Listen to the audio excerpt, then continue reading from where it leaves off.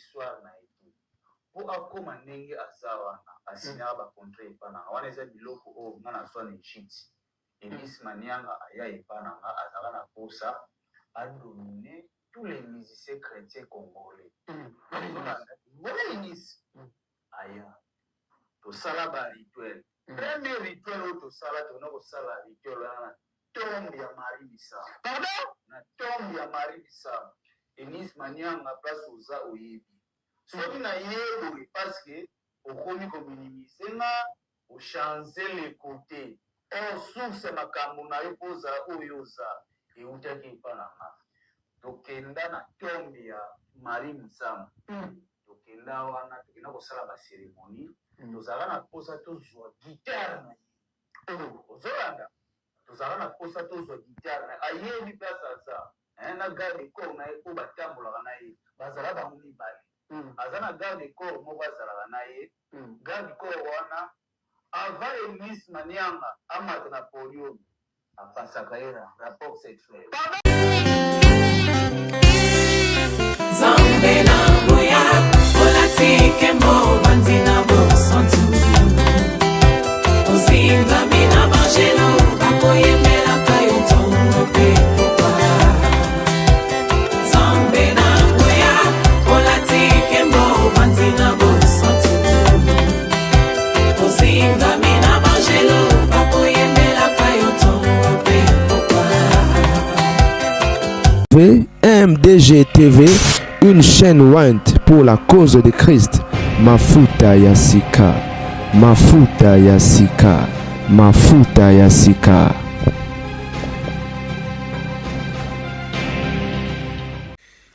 Bote bande oba bolingo ezalinga oba bino na elisusu lelo mokolo yenga topeta masolo ba santo topea ba Kristo aba tobeta lisolo ya lelo na lina rappeler baike le 21 février toza na concert et na papa na biso Denis Ngonde l'adorateur du Seigneur le 21 février 2026 na Dominion Center bana Londres toyebisa lwana na Wood Green number 9 et ezasunene de Broadway voilà donc toza na nini na concert na biso na Wood Green na Dominion Center toyebisa lwana et si vous avez besoin de précision to pe ba détail contacter ngai okosomba ticket na yo et en ligne ou carrément sur monique en ligne est compliqué yo contacter ngai ozo bien na yo bozanga te boya ebele to adorer ya Nzambe bisika basantu basanganaka de bisika Nzamba kitsa mapambo li Bible ezoloba na biso na Psaume 133 voilà toyebi comment est-ce qu'ils ont utilisé papa na biso Denis Ngonde na nzela na loyembo aza une bénédiction pour le corps de Christ eza ko sambate ya wanga na te alors ba moment ya boye ba opportunité ya boye ya ko saisir ya ko rater te parce que eza ba bilo esale marambala ebelete la dernière fois passe pas Denis Ngonde beta concert na Londres awa esali combien de décennies et omeli donc tozala wana to ya ebele poto kumisa Nzambe elongo voilà et bande ko babolingo na bande ko loba lelo moko nenga to beta masolo ya basantu vidéo moko écrire viral depuis hier moi j'ai vu ça hier ou avant-hier ba tu bino bobika basongi songi batindeli ngai grande dame ya ko expliquer biso makambo yo ne mukolo nango talaka gardien du temple balobi gardien du temple nini nganga ya sere Enis Manianga ndenge moko azomi benga tatango alobi azali nganga ya Enis contrat na ba clause azo respecté te yango ayeko belele na caméra ali yana ko Congo boko ta ko finga na nte yo zala bo bande ja ko finga nga ko finga nanu te na obeta lisolo ya nazoloba nazobeta lisolo ya video batindelinga OK nazobeta lisolo ya ona moni na ona yoki nana pesi opinion te nana pesi opinion na ngate ko finga nga nanu te bandeko tata o aleki na émission alobi azali nganga ya Enis Manianga soki Enis aza Enis lelo soki Enis azo sala succès ezali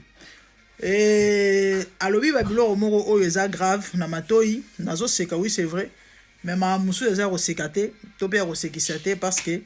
eza atteinte na personnalité ya mutu ezosala malamu te toyoka nanu nganga après bongo nazonga nameka koloba na bino par rapport ya ngai parce que bato batuninga mama ye toyebi ke yozala na information vrai mamutato azolobeza mamba solo toyoka nanu Precious na obenga na bino au send you to the bedroom bandeko toyoka nganga akoma ndenge azawana asinya bakontra epana wana eza biloko na ete kontra ozorespecte te eglise manianga bato bayebi histoire na ete akoma ndenge azawana asinya bakontra epana wana eza biloko oyo nga nazwa na egypte eglise manianga aya epananga azala na posa adomine tous les musiciens chrétiens congolais voilà église aya tosala ba rituel premier rituel oyo tosala tona kosala rituel wana tombe ya Marie Bisamba na tombe ya Marie Bisamba Elise Manianga place oza oyebi soki na yebi parce que okomi kominimize na ochange le côté source makambo na yo ozala oyo oza eutaki epanama tokenda na tombe ya Marie Bisamba tokenda wana tokenda kosala baceremonie tozala na posa tozwa gitare ozolanda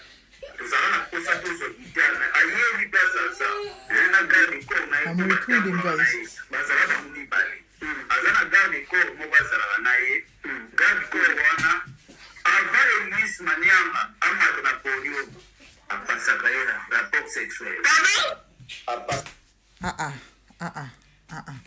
bozela nano yaona nalobai na bino ke c'est vrai ezosekisa mais bamama mosusu eza grave eza sérieux eza vraiment menene ok serenisi video epanzani mokili mobimba epanzani mokili eza ya bakolo masolo télévision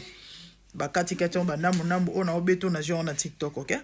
po bino bozalaka boboya okoselanga makambo ke ngane mutu na créer yango ngane mutu na bengisi nganga ngane mutu nasali ke mokili mwemba balobela video bino bozalaka ndenge wana nayebi bino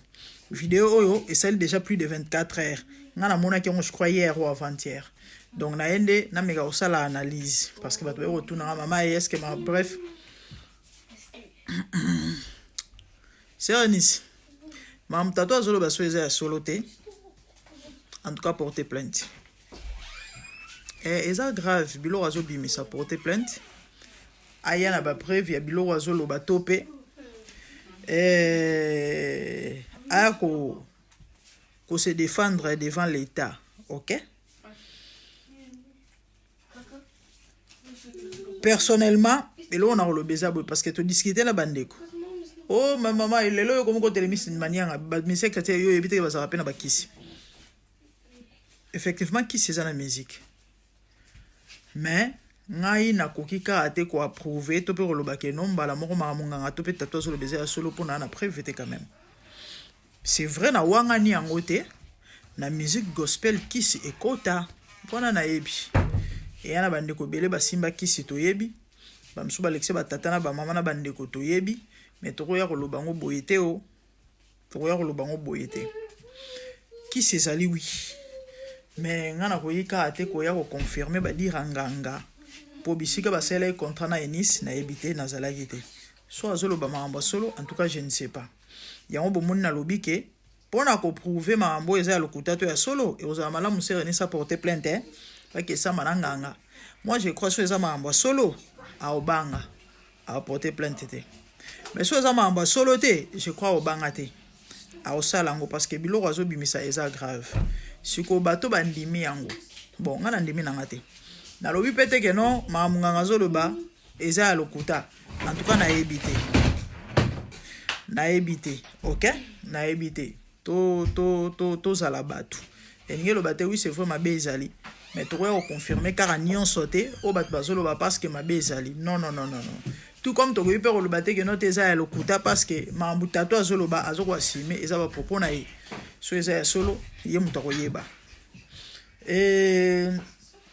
nakoloba boye na paanganga nasi paanganga olanda video nanga paanganga makambo nyonso basala yango buzz te toyebi ke congolais ono ya buzz azala mpe prêt à tout ok makambo nyonso basalela yango bezi te so ngosala bezi c'est vrai eza na bamambo osala na mambo basalaka te e bapropos neti ya boye eza kobebisela moto vie mais nga na koloba na sere nis courage eta mosala ya nzambe to mpe mwana nzambe ya des choses oyo ezaka inévitable neti babiloko ya boye yesu babenga ye belzebul babenga ye magicien mais eloko nga nalingaka na nzambe eza ke ajustifiaka toujours en tout cas so bakoseli makambo ata lelo te lobi nzambe ajustifiaka mais so eza makambo ya solo en tout cas wana nde nanga naloba eloko bakongole balobaka wana mais grand frère nanga mwa apekisaka naloba yango su te nanga naloba okonini oyo so eza makambo ya solo en tout cas nzambe akotikela okotela mokolo moko te nzambe akokotela yo te mais so eza makambo ya lokuta nzambe akodefendre yo personnellement bomoni na kati video nalingi kuti kokontina yango te parce que makambo na yoki na matoi nange esepelisinga te esepelisinga te so eza makambo ya solo vraiment ye moko ndeko mwasi moto akoyeba na nganga na ye so bakosukela wapi bisika babandelaki na conseil akopesa te oyo nakolobaka eza ke nzambe apeyaka succès soki babiloko eza makambo ya solo bato bayenda kosala yango ce que je peux vous dire eza ke nzambe apeyaka nyonso eza likambo akosala confiance epuis ya kosala oyo azosenga si simple que ça mais soki tozokende koluka ngo na bandenge moko boye Dieu expose aussi et ozala malamu te ozala na avantage na biso te en tout cas c'est René Courage naza sire certaines vidéos sur Komelio certainement oza na esengo te esali yo malamu te nzambe abundela yo ajustifie alobela yo soki consciemment oyebi ke mamutato azoloba eza ya solo te en tout cas kaka ndenge ayeboye na miso ya bato esilaka mpe na miso ya bato bokende na bambula matadi comme ça bamamutato akoloba tokoya nango mpe po tolobake no mbote balingami certainement vous allez très bien bandeko babolingo sango ya mawa pe ya pasi je crois bandeko ebele bomoni video ya mama na biso oyo ndeko na biso ya mwasi azolela mai na miso ka nde bozomona ye wana epesi pasi epesi mawa nene tato bozomona elongi mabe oyo na mandefu ndire yuda oyo ateka yesu aza chauffeur ya bana ya mama oyo le monsieur aza père de famille il est marié il s'appelle Papicho azali un monsieur ya Kingabwa avana na Kingabwa bato Kingabwa bayebi maman azolela akende kozwa mwana na classe aye kozwa mwana na classe aye na mwana ndako certainement ba parents bazalaki te bandeko mwana ya moke bamsu bazoloba la petite à 8 ans bamsu bazoloba elle a 10 ans donc c'est clair qu'à mwana moke aza entre 8 et 10 ans le monsieur que vous voyez a abusé sexuellement mwana ya bato mwana ya patron na ye et aza ya kokima actuellement bazoluka ye bandeko so bomoni tata oyo bobenga basoda bobelela ye aza criminel tozoyeba te asi akati ngambu parce que namonaki poste na Facebook et j'ai vu bato na commentaire moto mo akomi ono bamonaki na beach donc so bamonaki na beach c'est clair que yakende po kati ya braza bandeko eza pasi eza mawa nayaki vraiment na compatir na ndeko mwasi oyo azolela courage ma sœur na yebi te naloba nini mais nzambe apeso makasi bomema mwana na église basala nzambe ya malonga ya solo oyo bana nzambe babondela mpona mwana parce que là où il y a viol et il y a sorcellerie ok c'est clair que baluki basape toi la mwana vie ya mwana lobi ebeba donc il faut vraiment qu'on recourir na losambo ozolanda ngai oza victime tozala victime ya eloko oyo kozwa yango physique kaka te c'est vrai il faut kokende hôpital kozwa traitement kozwa soin mais ils ont en réalité mon spirituel où ils ont plus grave topé sérieux que où ils allaient physique et si retenir l'eau na zoebisayo partout où yo viol les ali abus sexuel tata mokolo na mwana moke parce que ces messieurs comment expliquer tata oyo aza marié aza na mwasi donc soit aza na besoin mwasi nazali non seulement ça ba fille à moins cher bazar na 1000 francs a rozwa mwasi na bapaka njuma rozwa mwasi na ya ba jeune fille o ba koluka mbongo baze ebele ya ofele kutu pe bazar ya ofele opese eloko te bazali baza ebele mais akei koabuse mwana ya bato ya moke. Vous croyez que ça pour un sentiment? Alors il a besoin moi si on s'est dit bon non pas du tout. Pas du tout. C'est un sorcier. C'est un sorcier au bâtiment des missions. C'est si simple que ça. Quand mutu oyo azadi domaine mutu comprendre mam nazo loba. Ya on a loba na baboti, s'il vous plaît, veillez sur vos enfants. Quand débat lobara, la confiance n'exclut pas le contrôle. Les apparences sont trompeuses, oui, mais il y a de ces apparences et lobaka. Toi ba ba kuluna ndeyeni. Sans toutefois ayiba toi kapaka apapa maché toi ça elo songol. Otali ka forme longe mutu, otali monoko. O comprendre que awa diamba na diamba. Otali elobeloko. Elonge tato bote elonge tato. Botana elonge tatao. Est-ce que c'est message aux amutu malamu? Bota forme elonge na ina mandefu. Aoza peza mutu malamu tatao. Pas du tout. Sikoyo. Vraiment bo sala mam des fois na ba mawate. Po azoluka musala. Tu offrir musala to pese musala sans tenir compte to pe kotala ba paramètres nyonso. Très dangereux. Des fois e batu mususu a souffrir. Kosungete. Kosunga ete, kosunga yana yo memelo problème, neti muto aboy. Ba okela ke ma ba pese musala. Me buta mama yo sana famille abatu. O baby sa famille abatu. O baby sa vie a mwana ya batu amukie.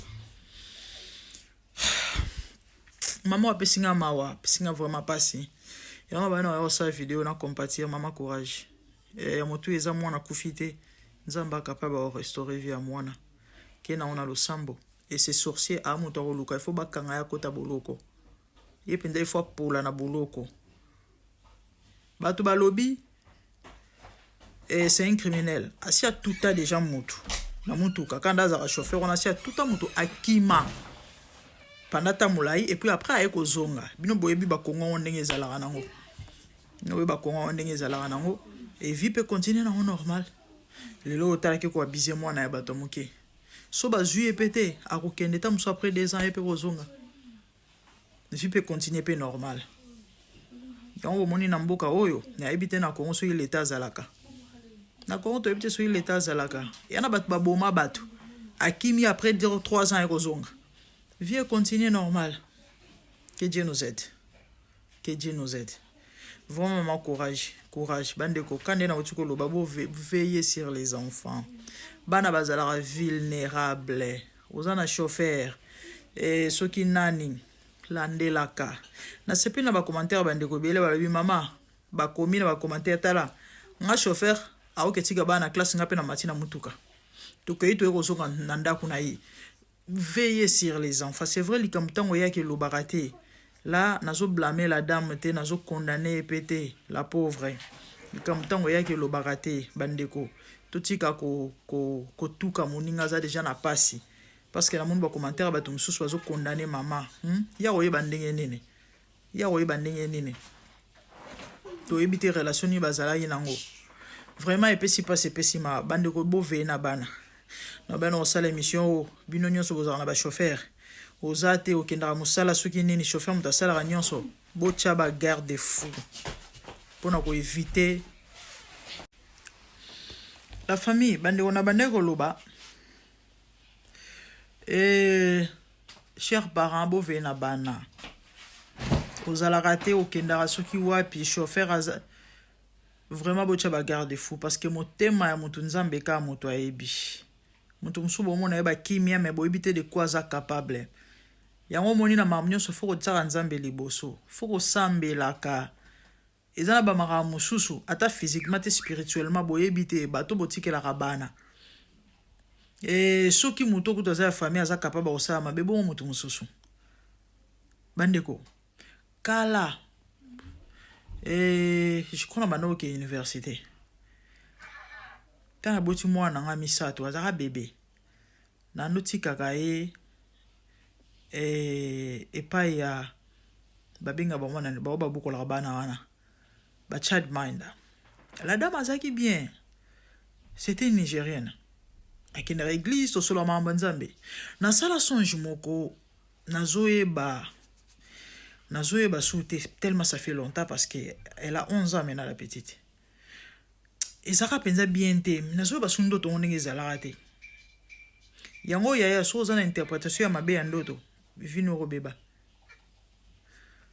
Dieu merci à l'époque mon pasteur nazaki na ye na église na bando okende azala na do interprétation ya makasi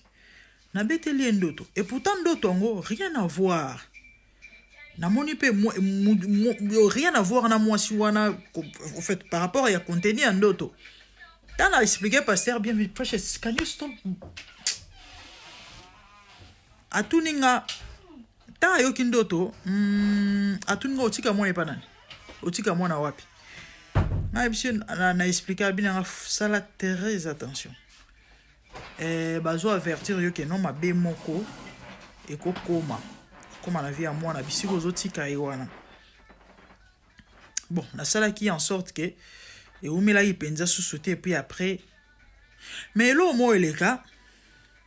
mugo mususu oyebi des fois nzambe azala ba confirmation na ya ba mambo salaka mugo mususu mama na ye moko azobetela lisolo po abotaka bana basi 3 filles mwana suka zaye moke azali je crois ba 3e ou 4e primaire mwana mwasi aye kotuna ye différence nini eza entre mwana mwasi na mwana mobali papa aza ndenge moko na biso te te akende otuna papa na bango ye na bandeko nde baza vous savez ce qui s'est passé ye moko mama na azobetelanga lisolo vous savez ce qui s'est passé tata na ye azwa ye amema ye na douche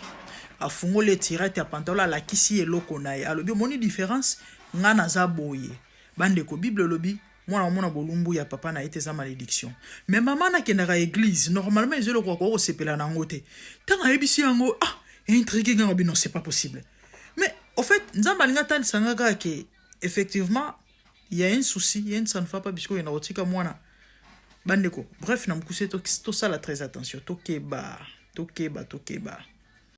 bayebi histoire na ye po akóma ndenge aza wana asinyaka bacontre epa nanga wana eza biloko oyo nga na swa na egypte elisi manianga aya epa nanga azala na posa adomine tous les musiciens chrétiens congolais elisi aya tosala barituel premier rituel oyo tosala tona kosala rituel wana na tombe ya Marie Bissau na tombe ya Marie Bissau elisi manianga place oza oyebi soki na yeboye parce que okomi kominimize nga ochange le côté source makambo na yo kozala oyo oza eutaki epa na nga tokenda na tombe ya Marie Bissau tokenda wana tokenda kosala baceremonie tozala na posa tozwa guitare na ye ozolanda tozala na posa tozwa guitare na ye ayebi place aza na garde corps na ye oyo batambolaka na ye bazala bango mibale aza na garde corps moko azalaka na ye garde corps wana ava elise manianga amata na podium apasaka ye na rapport sexuel garde na ye wana ava elise amata podium apasaka na rapport sexuel na garde na ye c'est pour cela bato mosusu bayebi te garde wana bomonaka azalaka propre makambo nyonso bango nde bayaka kosinye bacontrat epa na nga elise place aza ayebi na miniti oyo bancetre bakomi koreklame mama yaka kozongisa biloko na nga oyo napesaki yo napesi yo 3 mois nalobaka boye te mobimba bo eskize nga losola azoloba kobati mosusu bakosama na nsima ya bible oyo asambelaka ye ayaki kozwa makambo epa na nga bacontrat oyo tosinyaki na ye asaleli yango te omoni moko dine oyo okomi nango mwa pese komokita okosinga okoma pena eloko te na mboka oyo biloko nyonso oyo kaka wana ya valer wana okozala nango lisusu te parceke bacontrat oyo tosina na yo ozorespecte yango te ekomi ke ofuna change le kote muntu asali emisi na miniti oyo eza ngai yo na kobomba ngo te eza nga pour la première fois mayana ya kolobela biloko oyo alors ngai ntango azwi baenseignement na nga nasali barecherche na nga na nyokwama baenceinte wana oyo biso tobelelaka tomonaka mpasi mpona kodirige bango gitare wana bayiba na tombe ya Marie Bissau eza nde nga nasalaki ki mpona zwa yango ezalaki etaka suka soki napesaka ye yango na miniti oyo alingaka kanga siko kongo mobimba na miziki kokima okomi kodevienga okomi okende na badoctrine mosusu mama bamwa oyo napesi yo soki oye te nazolobela na obandela yango plusieurs fois soki oye te mokili bakokomprendre te ngamu napesa yo makambo epuis bakolela yo bakolela yo yaka ya kozongisa ya kosilisa bakontrat oyo toyokana na yo soki omoni ke okosilisa yango te ya kozongisa eloko napesa yo parce que eloko wana napesa yo ekolia yo tennis manianga bato bayebi histoire na ye. Je vis le Seigneur assis sur un trône très élevé, et les pans de sa robe remplissent les temples. Les séraphins s'étaient au-dessus de lui et criaient l'un à l'autre, disaient Saint, Saint, Saint est l'Éternel des armées. Toute la terre est pleine de sa gloire. Dans les cieux des cieux, là où vivent les rois, il y a des créatures qui l'adorent et les louent. Dans les lieux célestes, là où règne mon roi, il y a des anges qui chantent jour et nuit en sa gloire. Les 24 vieillards et les 4 êtres vivants, ensemble avec les anges, chantent ensemble en air. Ils ont réussi l'homme d'adorer les rois, car il est l'unique, le seul vrai Dieu. Seigneur, reçois favorablement les paroles de ma bouche, car les portes furent ébranlées dans leur fondement par la voix qui retentissait, et la maison s'était remplie de fumée. Glorifie-toi. Dans les cieux, sur la terre, même sous la terre, tout est l'âme confesse que Jésus est Seigneur, car il est élevé au-dessus de toutes choses, et son nom est au-dessus de tout nom. Jésus, je m'avance devant toi, oh mon Dieu, mon roi, unissant ma voix avec ceux des anges, en jetant nos courants et des coups pleins de parfums odoriférants, nous rendons gloire.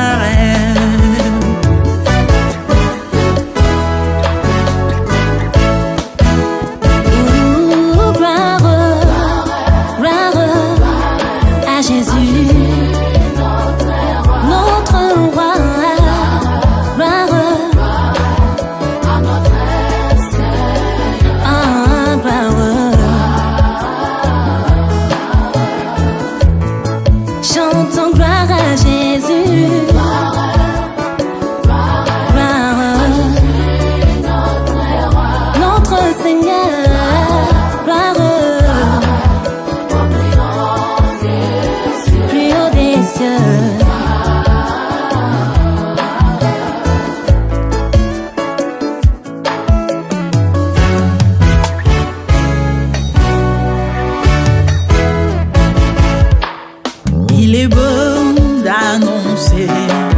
les matins ta bonté. Voici mon sacrifice, la louange de ma bouche, les fruits de mes lèvres qui confessent ton nom en poussant des cris, car tes œuvres sont grandes. Bienvenue jour dans ta face, que mille ailleurs, car tu es mon soleil, mon bouclier, ma tour forte. Tu me donnes la force du bif, tu m'arroses d'une huile fraîche.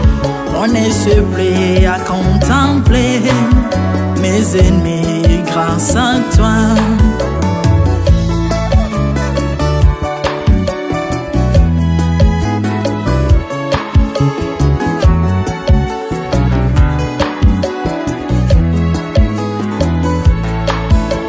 prospère dans tes parvis. Je porte des fruits,